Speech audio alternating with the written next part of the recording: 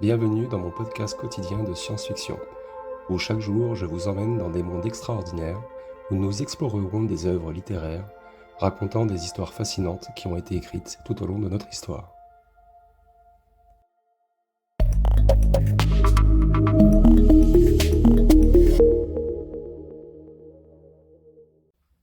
Les thèmes récurrents de la SF. Deuxième partie. C'est tous le test de Turing, vous qui êtes fan de SF, vous avez déjà certainement entendu parler de ça. Et donc, c'est un concept qui est utilisé pour évaluer l'intelligence d'une machine et qui la pousse dans ses limites extrêmes. La question centrale, en fait, finalement, de ce film est de savoir si une machine peut posséder une conscience et si oui, quelle est l'implication morale et éthique de cette existence. Alors, par contre, j'aimerais revenir là-dessus, sur ce petit point que j'ai mis entre parenthèses. Le test de Turing ne veut pas dire, c'est pas parce que la machine réussit le test de Turing qu'elle est forcément humaine ou qu'elle a des capacités humaines. D'accord ? Elle réussit le test que nous, en tant qu'êtres humains, en fait, à notre base, à notre niveau, on est capable de donner en fait comme objectif à la machine pour déterminer si elle est à notre égal ou non. Mais ce n'est pas le cas. Chaque être humain est différent et donc du coup, même si les plus grands scientifiques du monde entier disent que c'est le test de Turing, c'est pas forcément le test ultime. Voilà. Il y a d'autres tests qui peuvent être mis en place pour voir si réellement la machine est humaine ou pas. Mais on ne pourra jamais dire, en fait, au final, qu'une machine est humaine. La machine ne sera toujours qu'une machine. Elle ne sera jamais humaine. Pour qu'on se comprenne bien.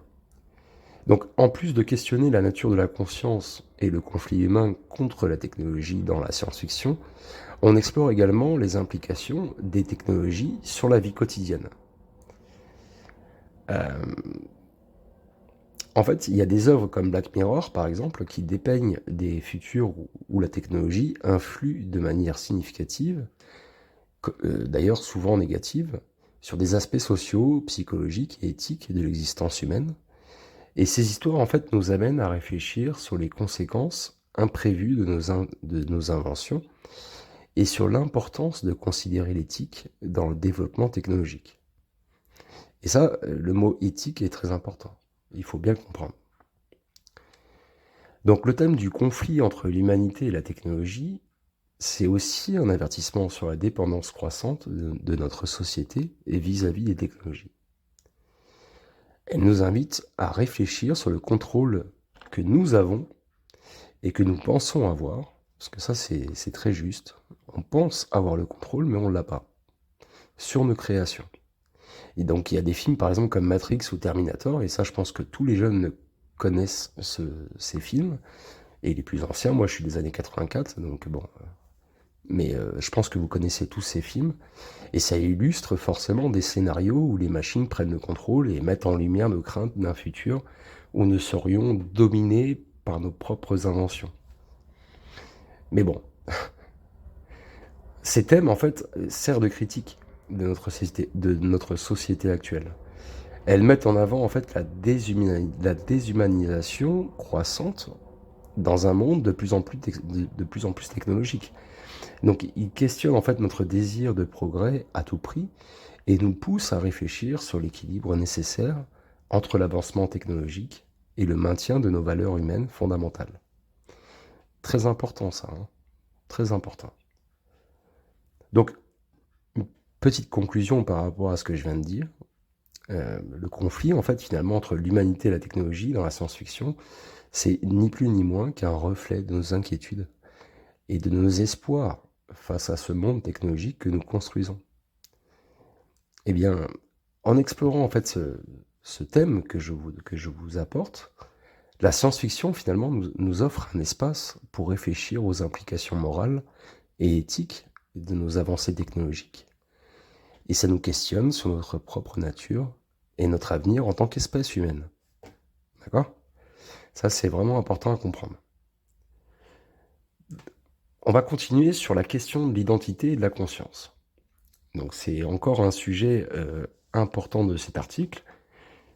qui mérite d'être poussé un peu plus dans le détail, mais j'ai jugé de marquer, on va dire, ce que j'ai écrit là, mais j'aurais pu rentrer encore plus dans le détail, mais bon, on va se concentrer sur les bases, et si vous avez besoin d'avoir plus d'informations, dites-le moi en commentaire. En gros, la science-fiction questionne souvent sur l'identité et la conscience. Il y a des séries comme Westworld, qui est une de mes séries préférées. Franchement, c'est une série qui est incroyable pour moi. Si vous ne connaissez pas cette série, arrêtez tout de suite ce podcast et allez voir cette série. Alors vous allez en avoir pour un bon moment parce il me semble qu'il y a 3 saisons et les 2 premières sont les plus importantes. Du moins, la première jusqu'à la fin est très incroyable. La deuxième, bah, du coup, vu qu'on a compris un peu le suspense du premier, nous permet d'avoir une compréhension un peu plus avancée sur la deuxième saison, mais qui est quand même très intéressante. Et la troisième, on pousse à l'extrême finalement la compréhension des machines. Et il y a des films effectivement comme Ex Machina, mais bon, qui est un peu peut-être moins connu, mais qui est quand même très intéressant, et qui nous interroge finalement sur ce que signifie être humain à l'ère de l'intelligence artificielle et de la conscience synthétique. Quand on dit conscience synthétique, c'est une conscience qui a été créée par les humains, qui n'est pas créée par elle-même, par la machine elle-même, quoi. C'est une conscience qui est créée de toutes pièces par les humains. Et la science-fiction, en fait, a toujours été un terrain fertile pour explorer les questions complexes d'identité et de conscience, en particulier, par exemple, à l'ère de l'intelligence artificielle et de la conscience synthétique. Donc les œuvres comme Westworld et Ex Machina plongent profondément en fait dans ces interrogations. Et elles défient notre conception en fait traditionnelle de ce qui constitue l'essence de l'être humain. Et donc Westworld, ça c'est vraiment une série incroyable qui a un univers en fait de robots qui est hyper réaliste et qui pose des questions provocatrices sur la nature de la conscience.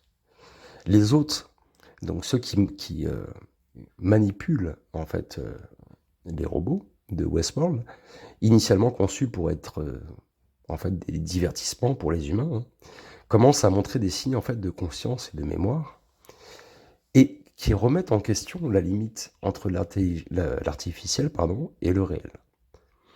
Donc très intéressant. Cette série, en fait, elle explore la notion d'autonomie et d'identité au sein d'être créé par l'homme, et qui nous amène à nous demander en fait si la conscience est une caractéristique unique à l'humanité ou si elle peut être synthétisée. C'est ce que je vous disais plus tôt. Donc, dans Ex Machina, par exemple, nous sommes confrontés à une intelligence artificielle, donc il y a Ava, dont l'apparence et le comportement sont indiscernables de ceux des êtres humains, et le film explore les frontières floues entre l'intelligence artificielle et la conscience humaine, et qui nous incite à réfléchir sur ce qui définit vraiment l'identité. Est-ce que c'est l'intelligence, la capacité à ressentir des émotions, ou quelque chose de plus profond et d'inexplicable qui fait de nous des des êtres humains conscients, ou des êtres conscients? Ces questions, en fait, sont d'autant plus pertinentes dans notre monde contemporain, où la technologie progresse à un rythme vertigineux. Comme je vous l'ai dit tout à l'heure, moi je suis des années 84. Quand j'ai commencé à connaître l'informatique, eh bien, j'ai connu le 56K ou j'ai connu l'Amstrad, mais jamais j'aurais pu penser que l'Internet que je connais aujourd'hui en 2024 puisse être de la sorte. Et donc la réalité de l'intelligence artificielle et de la robotique, elle évolue tellement rapidement et qui rendent les scénarios imaginés par la science-fiction de plus en plus plausibles, eh bien ces récits nous forcent à anticiper et à réfléchir aux implications éthiques et morales de ces avancées. Ce qui est incroyable. Et donc, au-delà de la technologie, la science-fiction, elle utilise des thèmes pour explorer des questions plus larges sur la condition humaine, en défiant les frontières de l'identité et de la conscience. Et ces œuvres, en fait, nous poussent à réfléchir sur notre propre nature. Elles soulèvent des questions sur l'âme, la liberté, et ce qui nous rend véritablement humains. Ces thèmes, ils ne sont pas seulement des spéculations futuristes. Ils ont des implications directes sur notre compréhension actuelle de la conscience et de l'identité. Et par exemple, la manière dont nous interagissons avec les intelligences artificielles, que ce soit dans les jeux vidéo ou dans les assistants vocaux, commence déjà à remettre en question nos idées préconçues sur la vie de l'intelligence, sur la vie actuelle de l'intelligence artificielle. On peut donner plusieurs exemples là-dessus, et je pourrais y revenir là-dessus plus tard. Mais c'est vrai qu'à l'époque, quand on commençait à découvrir l'IA, on se disait, bon bah voilà, t'es un robot, je te parle comme ça, et puis je m'en fous. Et puis tu dois exécuter ce que je te dis. Mais maintenant, on a tendance à avoir un rapport un peu plus humain, un peu plus empathique par rapport à la machine, alors qu'en fait, la machine, elle exécute seulement ce que tu lui dis, et il faut connaître le prompt parfait pour qu'elle exécute exactement ce que tu lui demandes. Donc, il n'y a pas de... En fait, finalement, la machine ne ressent pas ton empathie. Elle détermine, en fait, finalement, ce que tu dis par rapport aux phrases et aux mots que tu lui dis, quoi. C'est un peu compliqué à expliquer, mais on pourrait y revenir plus en détail plus tard. Il faut juste que je prépare mon article là-dessus. De plus, donc, ces récits offrent une critique de notre société actuelle et de ses normes, et nous interrogent sur la manière dont nous définissons et valorisons l'intelligence et la conscience dans un monde de plus en plus dominé par la technologie. Les personnages de ces histoires, qu'ils soient humains ou artificiels, deviennent des miroirs à travers lesquels nous pouvons examiner nos propres préjugés et notre compréhension de nous-mêmes. Donc la science-fiction, en abordant la question de l'identité et de la conscience, ne se contente pas de nous divertir, elle nous invite à une introspection profonde sur ce que cela signifie être humain. Et ça, c'est important de le comprendre. Dans l'ère de l'intelligence artificielle, ces œuvres, en fait, nous poussent à réfléchir sur l'éthique et les implications morales et notre propre nature. Elles nous offrent ainsi une perspective unique pour contempler notre avenir dans un monde où la frontière entre l'humain et le synthétique devient de plus en plus floue. Donc, vous allez me dire, quel est le rôle en fait de la science et de l'éthique? À moins que vous n'y ayez pas pensé, mais je peux vous le dire. En gros, la science-fiction, c'est pas seulement un terrain de jeu pour l'imagination, elle est aussi un miroir qui reflète les implications éthiques des avancées scientifiques, et elle nous pousse à réfléchir sur l'impact de la science sur notre avenir et les dilemmes moraux que cela peut engendrer. La science-fiction, plus qu'un simple divertissement, agit comme un miroir complexe reflétant les implications éthiques des avancées scientifiques, et ce genre littéraire et cinématographique nous amène à nous interroger sur l'impact de la science sur notre avenir et sur les dilemmes moraux inhérents à son progrès, à son propre progrès. Et donc en explorant des futurs hypothétiques, la science-fiction met en lumière les conséquences potentielles des choix scientifiques et technologiques que nous faisons aujourd'hui. Les dilemmes en fait éthiques liés à la génétique par exemple, ou à l'intelligence artificielle, ou à la manipulation de l'esprit et à la prolongation de la vie humaine, sont des thèmes en fait qui sont très récurrents dans la science-fiction. Il y a des romans comme Le meilleur des mondes d'Aldous Huxley ou des films comme Gattaca qui interrogent en fait sur les conséquences de la manipulation génétique et des sociétés basées sur l'eugénisme. Eh bien, ces œuvres en fait nous confrontent à des questions profondes. Jusqu'où peut-on aller dans la modification de l'être humain avant de perdre notre essence humaine, notre humanité? Quels sont les dangers finalement de notre société, d'une société où la valeur d'une personne est déterminée par son patrimoine génétique? Là, ça devient bizarre, ça devient un petit peu extrême. De même, l'intelligence artificielle est un sujet fréquemment abordé. Elle soulève des questions sur la responsabilité, la conscience et l'autonomie. Et il y a des œuvres comme iRobot, d'Isaac Asimov par exemple, qui est vraiment incroyable, avec ses célèbres lois de la robotique, qui abordent la question finalement de la régulation éthique des machines intelligentes. Et elle nous amène à réfléchir sur les limites de la programmation éthique et sur les conséquences imprévues que peuvent avoir des machines prenant des décisions autonomes. Et donc la prolongation de la vie humaine et des manipulations de l'esprit sont également des thèmes cruciaux. Il y a des séries comme Altered Carbon, par exemple, que je vous recommande grandement, et qui est une série incroyable, et qui explore les implications de la numérisation de la conscience et du transfert d'esprit, et qui pose des questions sur l'identité et l'immortalité. Ces récits nous obligent à nous interroger sur la valeur de la vie humaine et les implications morales de l'existence prolongée. Franchement, si vous ne connaissez pas cette série Altered Carbon, regardez-la aussi. C'est une série incroyable. Au-delà de ces questions, la science-fiction explore aussi les implications éthiques de la conquête spatiale. Il y a des écosystèmes artificiels et des sociétés post-apocalyptiques, par exemple des scénarios qui nous poussent à réfléchir sur notre responsabilité envers notre planète et nos semblables et les générations futures.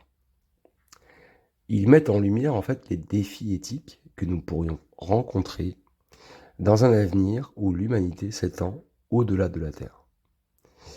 Il y a une série que je ne me rappelle plus le nom, mais je pourrais peut-être me rappeler plus tard, mais qui parle un petit peu aussi d'une humanité en fait qui a pu évoluer en fait dans notre système solaire, dans notre propre système solaire, et qui est très réaliste aussi d'ailleurs. Bien. En gros, la science-fiction sert de plateforme pour débattre de l'impact social de la science et de la technologie. Elle offre un espace pour explorer des visions du futur où les avancées scientifiques apportent des solutions, mais créent également de nouveaux problèmes et des inégalités. En représentant des futurs alternatifs, la science-fiction nous permet de mieux comprendre les implications de nos actions et de nos choix scientifiques et technologiques actuels. En gros, elle a un rôle crucial, la science-fiction, parce qu'elle nous confronte aux dilemmes éthiques et moraux liés aux avancées scientifiques. Donc je me répète, mais elle nous oblige à réfléchir en fait sur les conséquences de nos découvertes et innovations, et nous permettent ainsi d'envisager un avenir où la science et la technologie sont guidées non seulement par le progrès, mais aussi par la sagesse et la responsabilité éthique. Et donc en explorant en fait ces thèmes qui sont très récurrents dans la science-fiction, elle ne se contente pas de nous divertir, elle nous interpelle, nous challenge et nous amène à réfléchir sur notre propre existence et notre avenir. Et donc ces thèmes sont un pont entre la fiction et la réalité qui nous permettent de contempler des futurs possibles et des chemins que nous pourrions emprunter en tant qu'humanité. Donc moi, ce que je vous recommande pour cet article, parce que j'ai consulté quand même une variété de sources pour écrire cet article, je vous recommande de lire tous les romans que je vous ai cités ou tous les points que je vous ai nommés dans cet article. Essayez de chercher un peu par vous-même et de voir un petit peu ce qui pourrait vous intéresser. Mais n'empêche que voilà, je pourrais pousser un peu plus on va dire la compréhension de cet article, je pourrais la pousser encore plus, mais ça prendrait trop de temps. Là, on est déjà à 35 minutes. Donc prenez votre temps, relisez l'article, vous l'avez en source, et dites-moi en commentaire si vous voulez qu'on détaille certains points ou pas. Voilà, n'hésitez pas. En tout cas, je vous souhaite une très belle soirée, et je vous dis à très prochainement pour un prochain podcast. Ciao, bisous.